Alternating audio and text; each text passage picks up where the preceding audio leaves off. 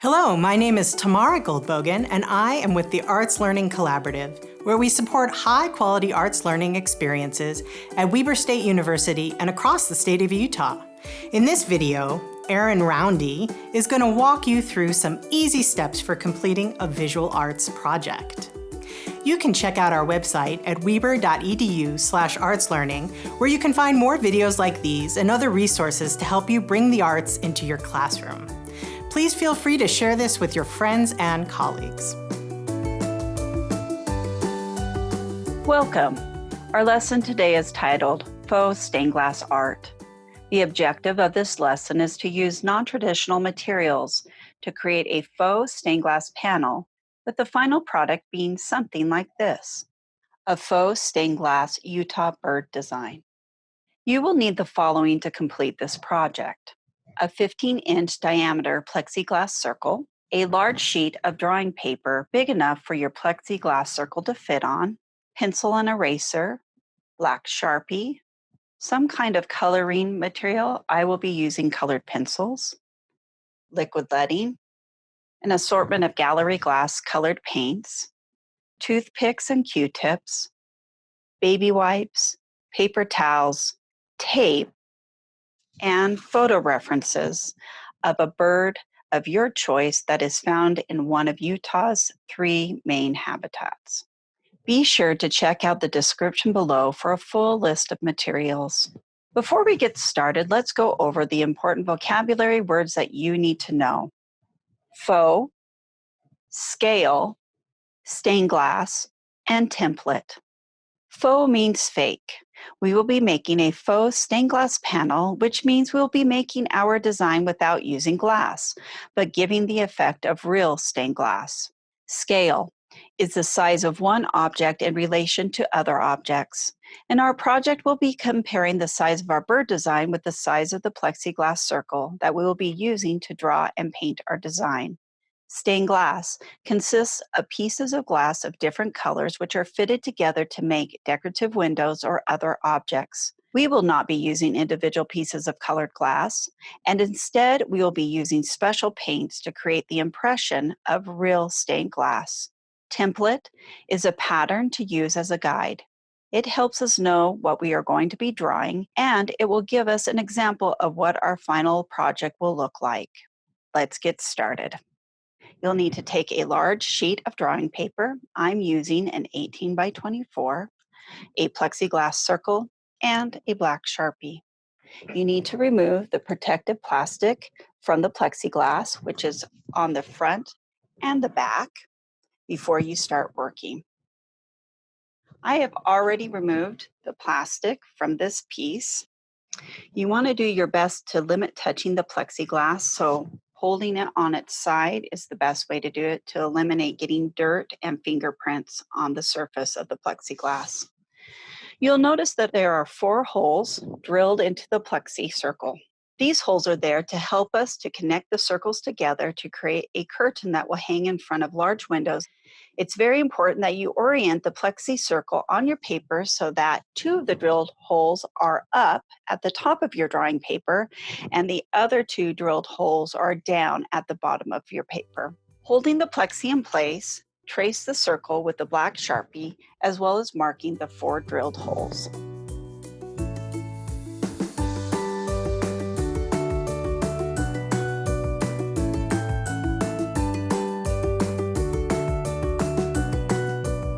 Set the plexi circle and the black Sharpie to the side and get your pencil and eraser.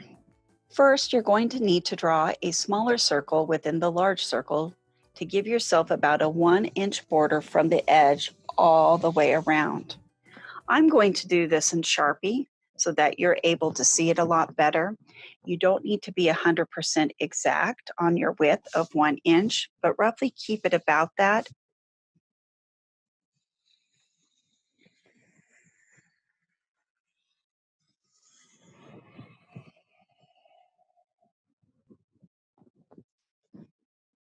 Now you need to get out your photo reference you'll be using for one of the Utah birds that you've chosen. I've chosen the broad-tailed hummingbird, and here you can see that I have examples that I have printed off of this particular bird. Looking at your photo reference, you want to select one to help you draw your bird. You need to remember that your bird needs to be the main focus of your design. It needs to fill up the most of your circle. When I talk about most of your circle, I'm talking about the inner circle. You don't want to go past into the white border area. You'll notice that the size of your bird in the photo reference is a lot smaller in comparison to the size of your circle. So you have to practice drawing your bird large or to scale to fit comfortably inside this circular space. Another thing you need to do as you draw your bird is to simplify the shape of your bird. It's defining physical characteristics and the details of your bird. Remember that we're making a faux stained glass panel, meaning a fake stained glass, so we do need to apply certain visual characteristics to give the impression that it is real stained glass. Just like Romero Brito's style, stained glass has black outlines, simplified shapes. It breaks larger shapes into smaller ones, and it uses bright, bold colors. So we need to keep these characteristics in mind as we work on our design. Using your photo reference to help you know what your bird looks like, begin by lightly sketching your bird. It's okay to be a bit unsure of things as you are just getting a feel for where you want to draw it inside your circle and getting the size of your bird correctly, including any details about where your bird lives. After practicing sketching the bird a couple times, I have finally come up with this design.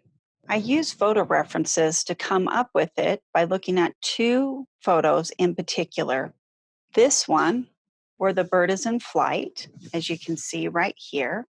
I also wanted to make sure to include certain things about the habitat in which the broad-tailed hummingbird lives in and incorporate it into my design. I really like the flowers that the bird gets nectar from this photo reference. So I took this element of the flowers along with the bird in flight and combined them to create this particular design. You'll also notice that all my elements in my design stay within this inner circle. I don't go outside of it. You'll also notice that the main focus of my design is the bird. I drew it to scale to fill up the space, but also leaving areas where I could bring in some of the vegetation like plants, flowers, trees, clouds, mountains, or things that can be in the background to create a sense of the space in which this bird lives. As you refine your lines and shapes and details, you want to draw them in a lot darker. It's okay to have, again, messy areas where you still can see pencil marks, but you really want to come in and define those lines. I've simplified the shape of the hummingbird by giving it larger shapes here in its body and in its tail and its wings, as well as the flowers. I've also started to go in to put in some details. Again, it's important not to get so focused on the details, but to maintain certain characteristics of the bird so that we know what type of bird that it is.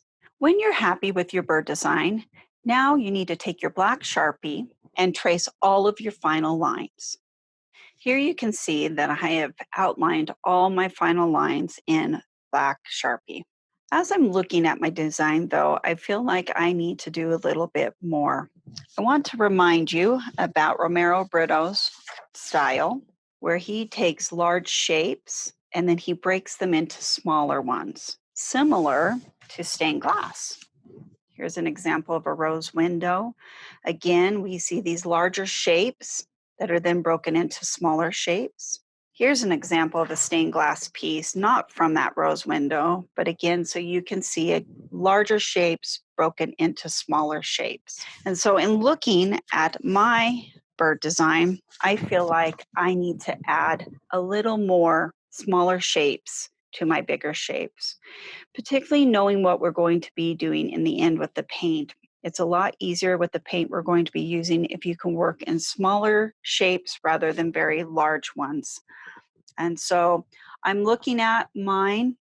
I can take a pencil and kind of look up how I can break it up. I look for certain points in which I can connect, like for example, this leaf to the belly of the bird, I think will be a nice place to connect. I'm going to do this lightly in pencil first, and then I'll go back over with Sharpie. Feel like I need to break up the beak of the bird because that will be a different color than the head of the bird. When I'm looking at my photo references, you can see here that the bird's beak is kind of a gray color and leads into green, so I need to separate that.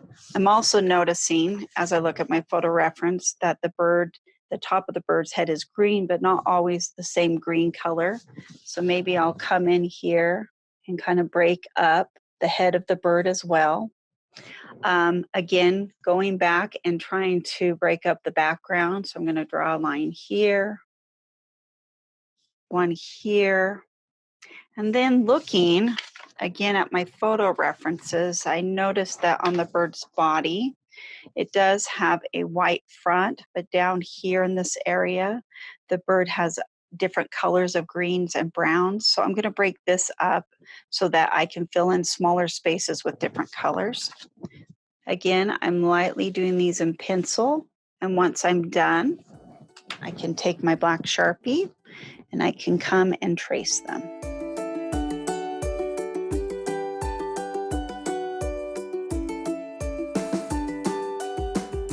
Now that I'm happy with my overall design, you can see that I have traced my lines breaking up these larger spaces into smaller spaces.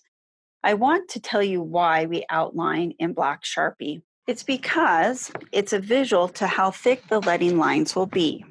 You're probably wondering, what are leading lines? Well, in traditional stained glass, they use lead cane to wrap around individual pieces of colored glass and then solder them together to create one unified piece. We are mimicking this with faux leading called liquid leading, which really is just a thick black glue that dries three-dimensionally, and it is opaque.